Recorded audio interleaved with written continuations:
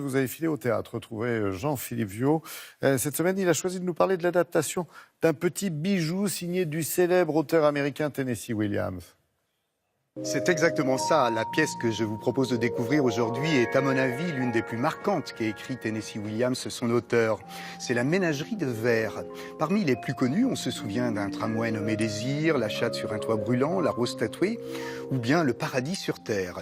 Ce qui suit est donc l'une de ses toutes premières écritures théâtrales, sorte de comédie humaine pas vraiment réaliste, basée sur le souvenir et l'espoir. Christiana Reali, Ophélia Kolb, Charles Templon et Félix Beauperrin y sont subtilement mise en scène par Charlotte Rondelet. C'est particulièrement réussi. Il avait le don de changer en or tout ce qui touchait. Et j'aurais pu devenir Madame Duncan G. Fitzhugh, figure-toi. Mais j'ai choisi votre père. La Ménagerie de verre raconte l'histoire d'une famille qui essaie de s'en sortir, malgré un fils qui fait tout pour fuir ce foyer, qui est pris entre une mère excessive et une sœur handicapée et très sensible. Et donc Tom va tout faire pour faire plaisir à sa mère et présenter un jeune galant à sa petite sœur. Oui, quoi maman? Promets-moi de ne jamais devenir un ivrogne. Si je ne pensais qu'à moi, ça fait longtemps que j'aurais fait comme lui. J'aurais foutu le camp. Je joue Amanda, la mère de ses deux grands enfants.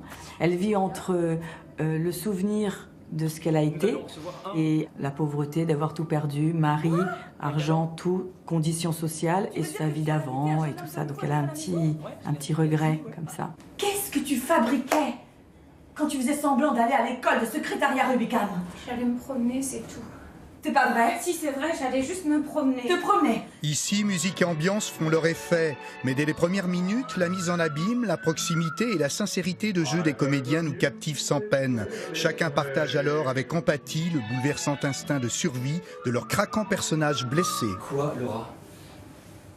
Il faut agir, faire quelque chose pour elle. Elle est plus âgée que toi et il ne lui est jamais rien arrivé. Il a accepté? Oui, il a accepté. On est dans une forme de passé recomposé un peu onirique et nostalgique. C'est vrai qu'il y a de la nostalgie forcément. Mais il y a aussi du décalage. Comme les personnages ont tous une belle fêlure, il y a un vrai décalage. Tout le monde est dans la névrose, mais personne n'est complètement fou. Maman, toi, va leur offrir de force. Mais je dois préparer la sauce pour le saumon. Oh, que de simagrée, de comédie, tout ça pour la visite d'un galant. Il y a un ton du coup à la fois parfois assez drôle, parfois pathétique, parce que on est en plein drame et parfois très sentimental. Il y a presque un peu du Tchekhov dans cette pièce, c'est-à-dire que comment être très vivant dans l'agonie. Voici ma sœur Laura. Je ne savais pas que Shakespeare avait une sœur. Enchanté. Comment allez-vous? L'été est tellement en avance cette année, je ne m'y attendais pas. Tout d'un coup, oh grand Dieu, déjà l'été. Avec cette nouvelle mise en scène intelligemment ciselée, la Ménagerie de verre prend ici une dimension palpable, poétique et finement émouvante. Christiana Reali colle à merveille à la peau de cette femme excessive qui rêve d'un meilleur lendemain. La Ménagerie de verre, c'est un petit peu la mémoire des sentiments enchevêtrés dans un livre de vie.